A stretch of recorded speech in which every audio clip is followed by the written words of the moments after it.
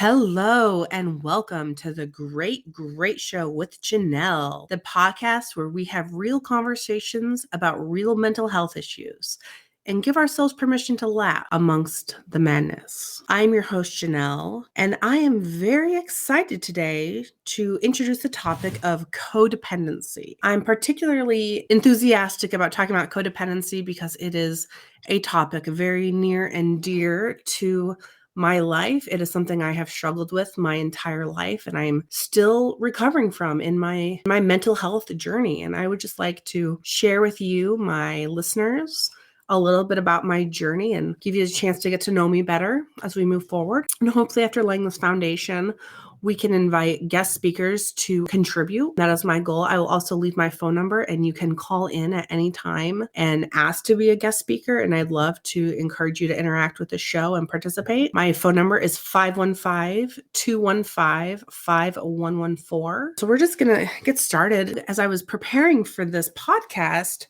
I dug up an old workbook I had used literally years ago called the Codependency Workbook, Simple Practices for Developing and Maintaining Your Independence. It's by Crystal Mazzola. And as I opened it up, there's just a wealth of wonderful notes and insights I'd had while I was working through this workbook. And I highly recommend it to anybody who thinks they could benefit from learning more about codependency in their lives or in other relationships. Broad definition of what codependency is. A codependent is getting their sense of self-worth from something external from them.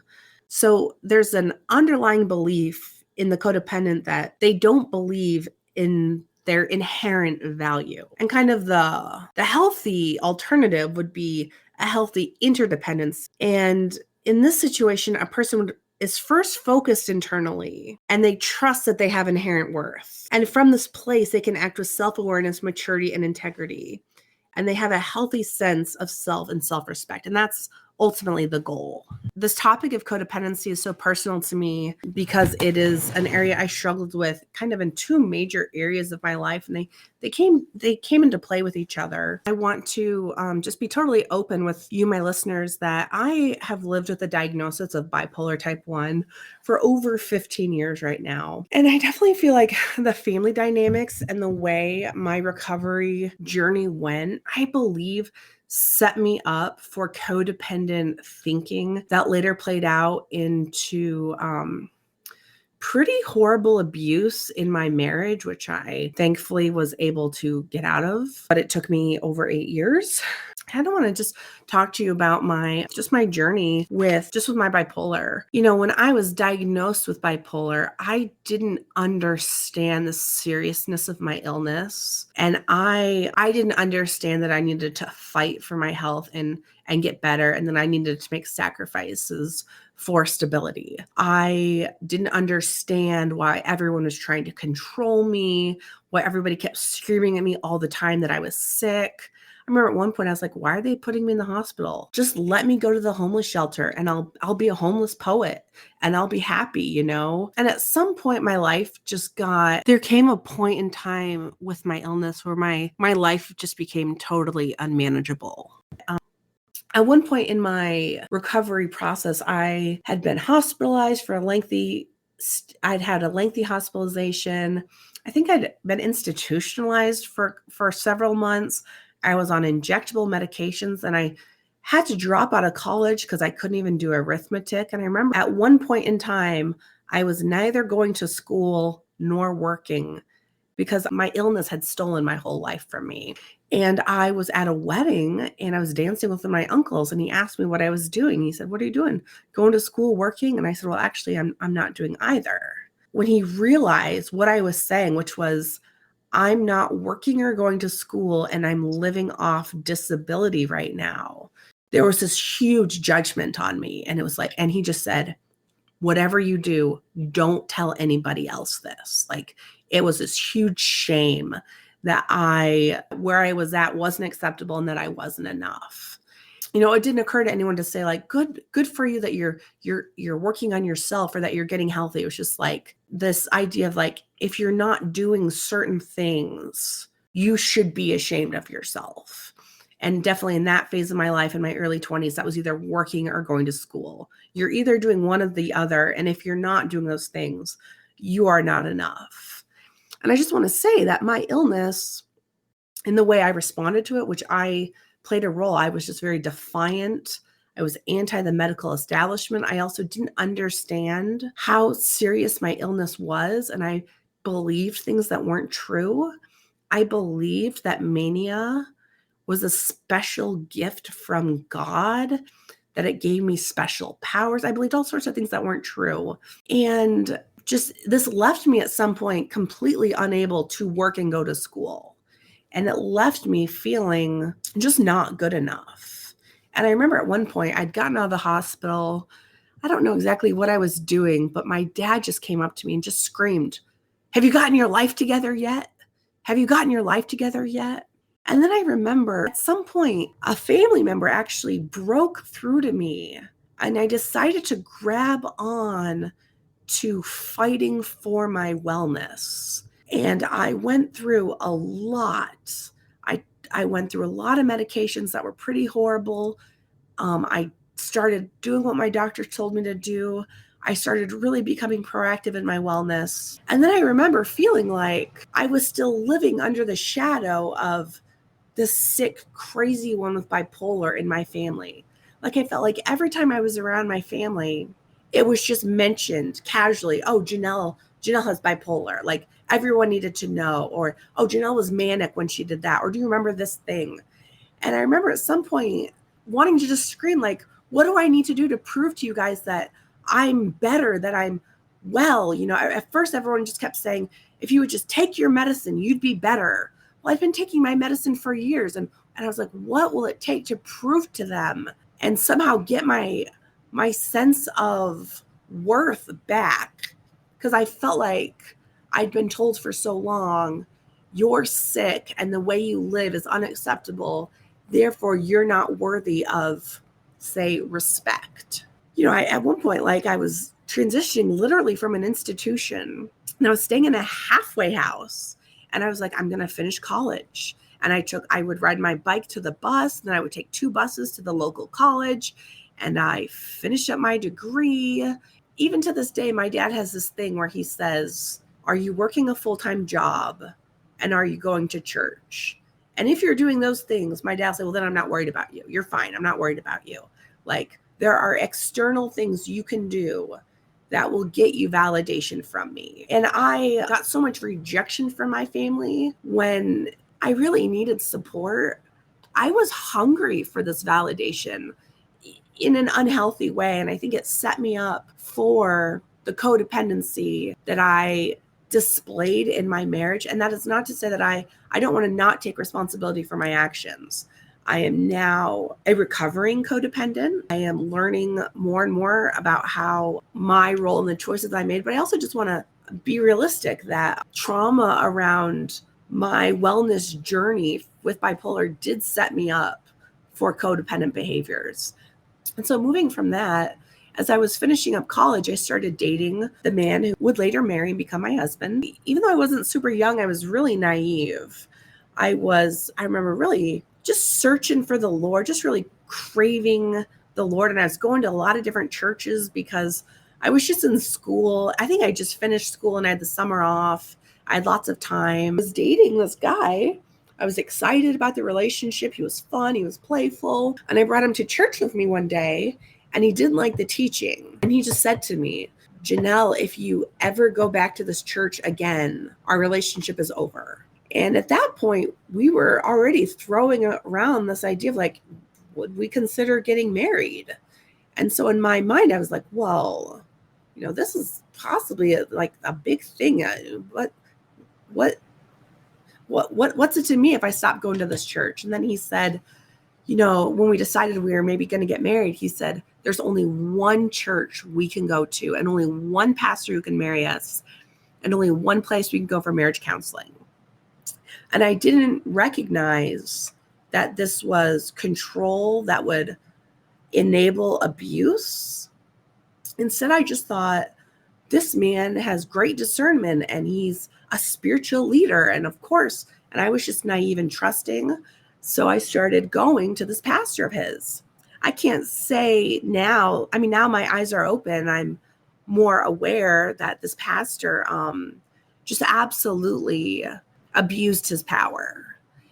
And he's still doing it to this day. And I remember we were doing pre-marriage counseling, and he said, do you guys know what he's looked at me and said, do you know what the purpose of marriage is? And he said, the purpose of marriage is to die to yourself. That's what he left me with. So, okay. So here's kind of the situation. He also encouraged us to get married right away, to not have a lengthy engagement. We were engaged less than 6 months, and we'd only been dating less than 3.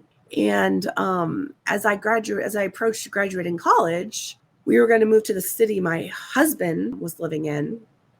And kind of this great situation unfolded for me. I had this really cool job opportunity that presented itself to me, but I needed this training. It was like $1,000, but I wrote an essay and actually got a scholarship for the training. And the only thing that I needed was a car. And actually my mom decided to give me a car as a graduation present. So I'm just thrilled. And this is so cool. I'm going to, graduate college. I'm going to get married. I'm going to start a new job. All these things seemed to line up just right. And then my husband, well, at the time, my fiance, just said to me, Jenell, I don't want you to take this job, and I don't want you to take your mom's car. And I remember thinking like, oh, but I really wanted this job and I wanted this car. But then I thought about what the pastor had said about how marriage is about dying to yourself. So I thought, well, this is my first chance to prove that I know what it takes to be married. So I met with my mom over lunch, and I told her that I wasn't taking the car and that I wasn't going to take the job. And I remember my mom was seriously concerned about this decision I was making. And my response to her concern was just pure judgment, where I got on this totally self-righteous judgment where I just thought to myself, what do you know about how a marriage is supposed to work? Your marriage didn't last because my mom had divorced my dad. And I was like, I'm going to do everything right, and my marriage is going to succeed. I was just on this totally self-righteous kick.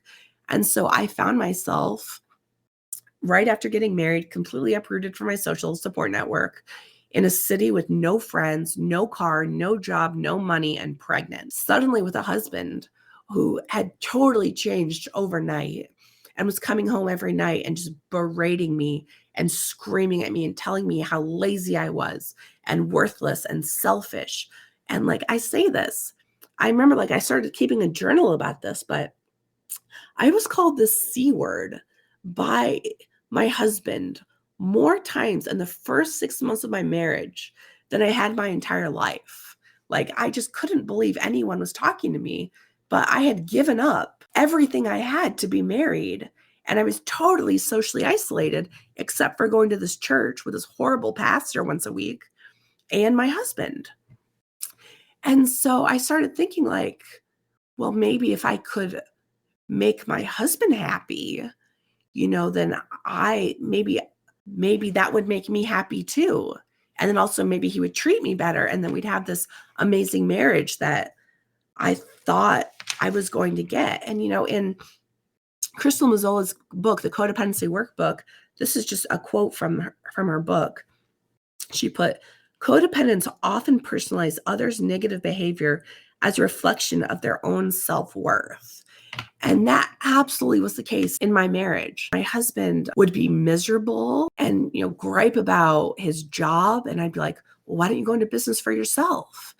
And I'll be like, I could think of, because he was a carpenter. And I was like, well, and he'd say, well, I could if I could do this. And I'd be like, well, I could help you feel. I kept wanting to take on the project of how could my husband be happy? Codependents have to actually level with the fact that on some level, they are being manipulative. Yes, I was in the survival mode, but believing you can make somebody happy, believing you can change a person, or believing you're in control of another person's emotions and trying to be in control of them is fundamentally manipulative.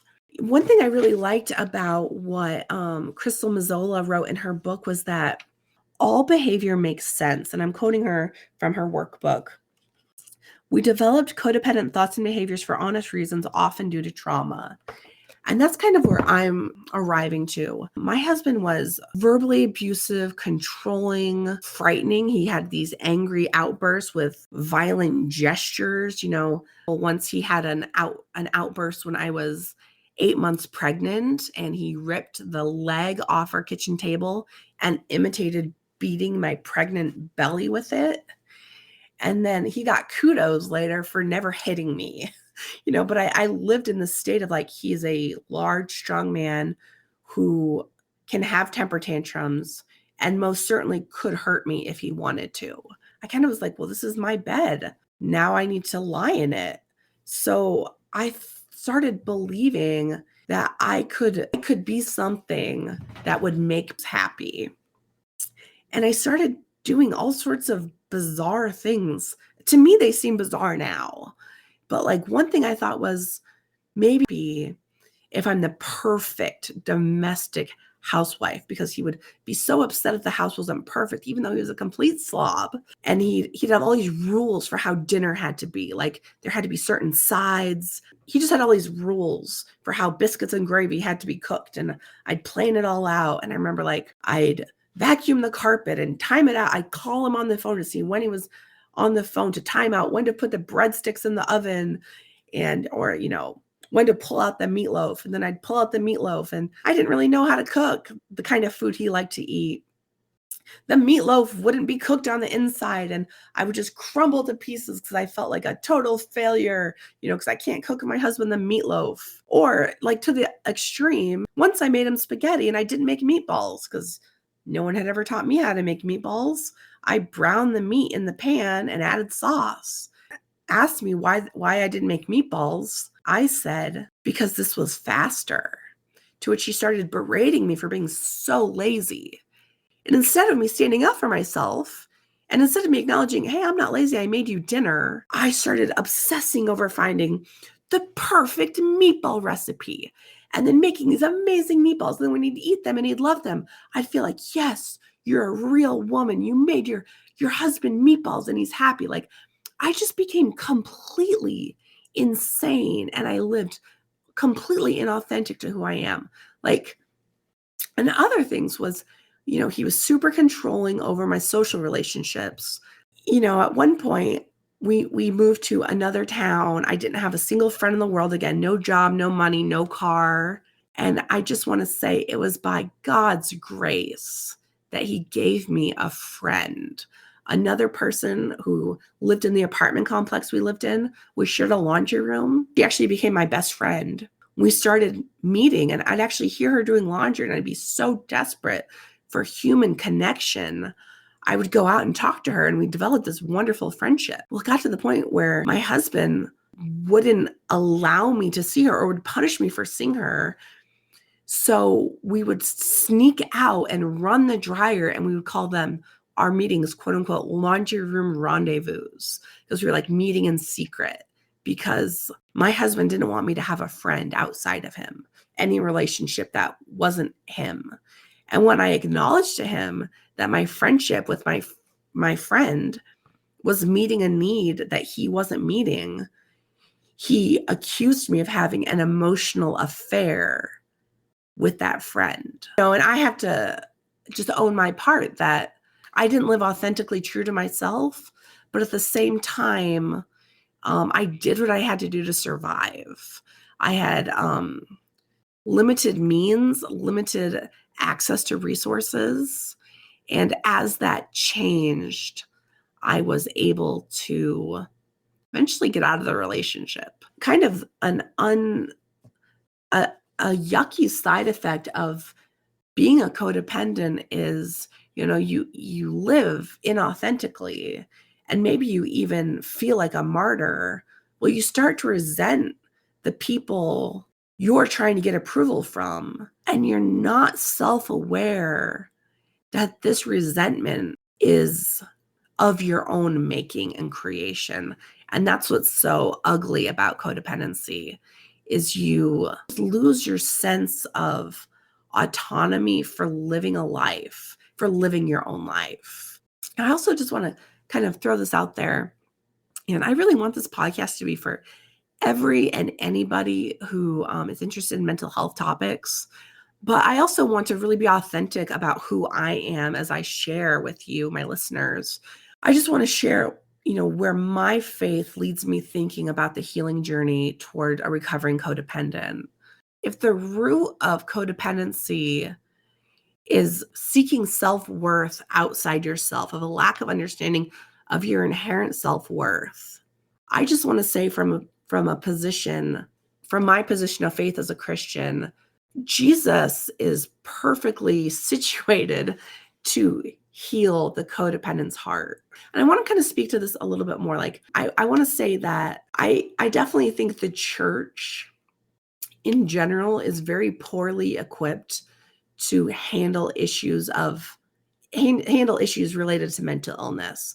And the church certainly can do a lot of harm. And I'm not advocating for things like ACBC counseling. I just want to say, if you've been hurt by the church, by seeking mental health solutions in the church, I just want to say my heart goes out to you, because I have been there as well, and I've been hurt and burned.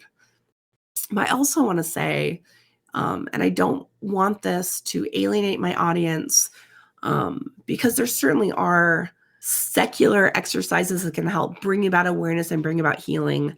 And I definitely want to say there's a lot of great ones in the Codependency Workbook by Crystal Mazzola. I just want to say from my heart that, if we acknowledge that what the codependent is fundamentally needing is a sense of self-worth that comes from within, when a codependent can come to see that how incredibly unique and special they are, that in all the history of humanity, God has never created another person exactly like them. When you can come into realizing that Jesus would rather die for you than live without you, this offers just such beautiful hope for the codependent. So as we wrap up this episode, I just want to say thank you to my audience for being part of me finding my voice and sharing my story. I'm really excited to go on this journey with you of just exploring mental health topics, sharing my story, being vulnerable with you. I just want to thank you for giving me a space that I can be vulnerable. I look forward to our next meeting together, and I just wish you well on your way. Goodbye.